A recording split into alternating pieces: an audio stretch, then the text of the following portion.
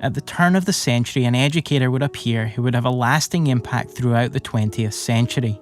His name would become synonymous with progressive education: John Dewey. You can't make socialists out of individualists. Children who know how to think for themselves spoil the harmony of the collective society which is coming, where everyone is interdependent.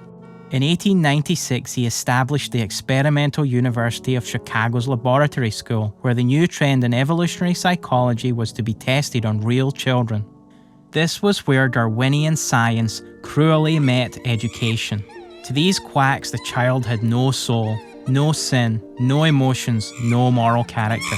So over 100 years ago, we can see that the school bus was already loaded with everything from socialists, humanists, Unitarians, utopians, evolutionists, and shrinks. I wonder how many more centuries we have to see this playing out in front of our eyes before we say something crazy going on here. Is there an idea more radical in the history of the human race than turning your children over to total strangers who you know nothing about, and having those strangers work on your child's mind out of your sight for a period of 12 years? Could there be a more radical idea than that? Back in colonial days in America, if you proposed that as an idea, they'd burn you at the stake, you mad person. It's a mad idea. A few notable Christian men did speak out at the end of the 19th century. Any training which attempts to be non-Christian is anti-Christian. Robert Louis Dabney, Chief of Staff to Stonewall Jackson. God is the rightful supreme master and owner of all reasonable creatures, and their nearest and highest duties are to Him. Hence, to train a soul away from Him is robbery of God. He has not, indeed, committed to the state the duty of leading souls to Him as its appropriate task. This is committed to the family and to His church. Public education is anti-Christ. And A.A. Hodge, principal of Princeton Seminary. It is the catechetical arm of a godless government. It is an idolatrous institution, aggressively hostile to your faith. Its intention is to purge the knowledge of Christ and Christianity from the minds of your children and own them for the God-called state. A comprehensive and centralized system of national education, separated from religion, as is now commonly proposed, will prove the most appalling enginery for the propagation of anti-Christian and atheistic unbelief, which the sin-rent world has ever seen. Sadly, on the horizon is an event that would guarantee Darwin a permanent seat on the school bus in the little town of Dayton, Tennessee. The whole thing was engineered to develop publicity for Dayton. They were looking for something to attract attention, draw business to the community, and when they saw the ACLU wanted to test the law, let's try it. Tom Davis is the Director of Public Information at Bryan College. They got together at Robinson's Drug Store, and they had arranged for the school superintendent and the principal of the high school, who was also the biology teacher, and some lawyers, and a magistrate in case anything got out of hand, of course. But the principal, Mr. Ferguson, said, I don't think I want to do this. So then they had to find a teacher and settled on Mr. Scopes. This is the judge and his family, Darrow, Scopes, Neal, Brian arriving. H.L. Mencken called this the monkey trial. And so somebody had to bring a monkey, a chimpanzee here. We are in the circuit courtroom of the Ray County Courthouse in Dayton, Tennessee. In this courtroom in 1925, John Scopes was tried for violating a state law that made it illegal for any teacher that taught any theory that contradicts the biblical account of human creation, and to teach instead that man is descended from a lower order of animals. And I like to look at that as really a discussion of who is authoritative, which is authoritative. How do you decide this is true or that's true? What is the role of government in something as simple as what teachers teach in school? That happened right here. Is this the actual book, or just as one of the textbooks? I mean, that is the correct edition. I've got another one open to the offending pages. So on this page it says, Doctrine of Evolution, the number of animal species, man's place in nature, instincts, and evolution of man. If you go on page further, you will find part of this book that talks about the evolution of the races of man, and it speaks about these various races, the African, the American Indian, the Oriental. But then it goes on to say, and finally, the most highly developed race of all, the Caucasians, as represented by the people of Europe and North America. That is blatant racism based upon evolutionary theory, and this is the text the American Civil Liberties Union was defending there in the Scopes trial. The fear of God is not the beginning of wisdom.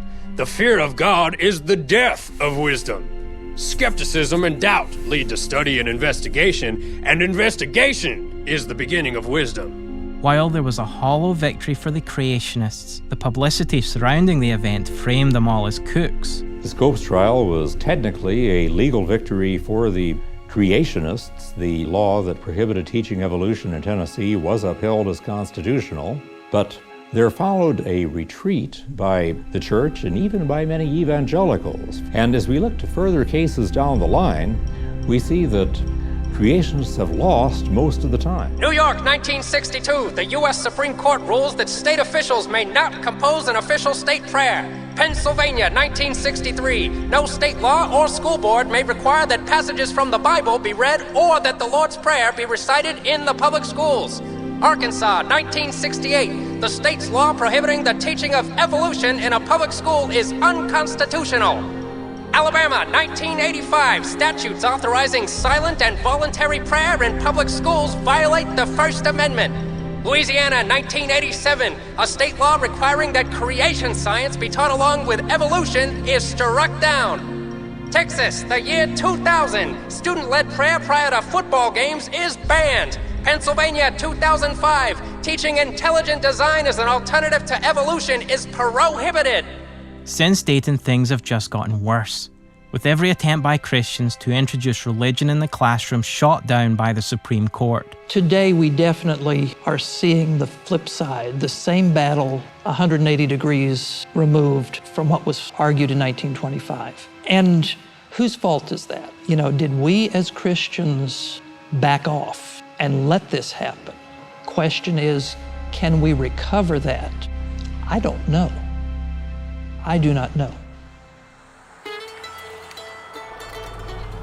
In 1974, thousands of concerned parents in Kanawha County, West Virginia, decided to take on their school board head-on. All books of the language arts adoptions will be submitted for review to a committee appointed by the Board of Education and representative of a cross-section of the community. That is Alice Moore, then a member of the Kanawha County School Board. Christians and their conservative allies objected to anti-Christian and anti-American textbooks, so they shut down West Virginia's largest school system. All of those books are coming out. This committee... Carl Priest was a teacher there during the controversy and has written a book about it. Alice Moore was a young mother who was elected to the Board of Education.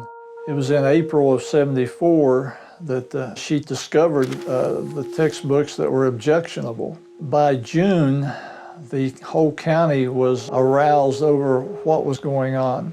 Lots of memories here. This is where the peaceful protesters were arrested.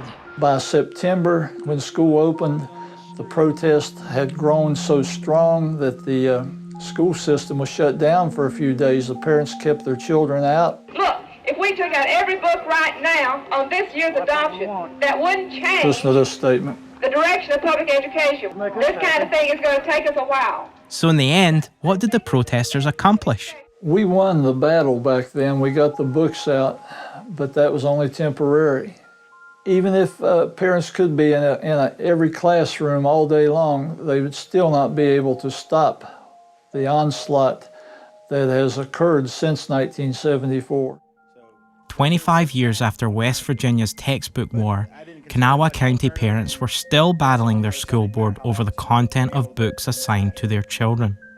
My name is Brad Liston, and I am a parent of 3 students in Kanawha County Schools. And I'm here, well, what I'd like to do is just read you part of my daughter's homework. Maybe they realized later that I began to intentionally lose the game. And what did they make of the time they untied us and Hester said to me, "Hey, I felt." The book is so graphic, Mr. Liston is asked to stop reading, igniting an argument between the board members. Mr. Liston, really, I understand you want to make some point. There's some inappropriate things in the book, but I don't think we need to. Well, wait a minute. If a student in the 11th grade has to read it, at my age, I can hear it. There are parts in this book that if there were illustrations, we all would be arrested for distributing pornographic material to the children. My daughter wanted to sing a song for show choir at a concert, Jesus Loves Me. She couldn't do it because it was offensive. It maybe offended someone in the audience. But yet, she's required to read this type of material. There are many earnest Christians dedicating themselves to school reform. Here in West Virginia, the battle raged for years, all to no avail. Psalm 127 aptly warns that unless the Lord builds the house, they labor in vain who build it. Public schools cannot be monitored. They cannot be redeemed.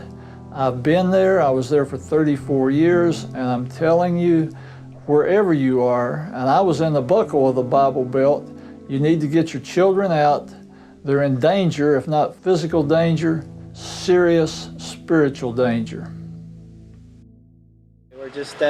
Our mechanic is inspecting the bus, so we're just going to see if we can get on the road in the next 5 minutes or so. Can we continue just patching the system up to keep it rolling along, or are some more radical steps necessary? Duct tape. It's hard for me to understand why Christian leaders are still calling for the return of the Bible, prayer, or creation in the government schools. When we talk about creation science, there's one place I knew we could visit to find out a lot more. We went to visit the Answers in Genesis Creation Museum near Cincinnati. We've had a lot of atheists here at the Creation Museum, and there's one particular atheist who wrote up an article about the Creation Museum later on. One of the things that she basically said was, the problem with the Creation Museum, it is so well done that when children come here, they're going to believe it. And, you know, it's almost like you Christians aren't allowed to do something that helps make it real to people. You can't use this latest technology. You can't use all these dinosaur models. You know, the thing is, when kids come here, they love it. Their eyes open like this. They actually walk through the Bible. I first met Australian Ken Ham in England about 12 years ago, and I've always had a great respect for him. He's been warning parents about the problems with the state schools for at least a couple of decades. If the textbooks don't start with the Bible as foundational to their thinking, then they are secular in philosophy. If they don't start from the scripture, then they start with man's opinions. The other thing is, we ought not to get the idea that, in this biology book, there's a chapter on evolution, so we'll talk about creation there, that solves that, now we can read the rest of the book and that's okay. Not at all. I asked Mr. Ham what he thought were the reasons Christians are losing the battle for the soul of America. When they threw God and the Bible, prayer, creation out of the public schools, claiming we've thrown religion out, now we're neutral, they actually threw Christianity out, and they actually replaced it with an anti-God religion.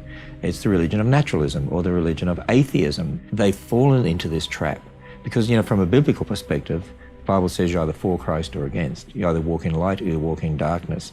There is no neutral position. So if a system is not for Christ, then there's only one other option. It's against. They don't realize that their kids are being indoctrinated in a philosophy that starts with man determining truth. That's a presupposition. And they're trying to add Christian morality in up here. The Bible is not just a book of stories. It's not just a book of morality. It's not just a book of spiritual things. The Bible is a book of history. It's a revelation from God to build an entire way of thinking in every area of life. Secular education, they start with man determines truth, and so therefore that's the foundation to build their entire way of thinking in every area of life. You can't Christianize something from the top down. It has to start from the foundation up.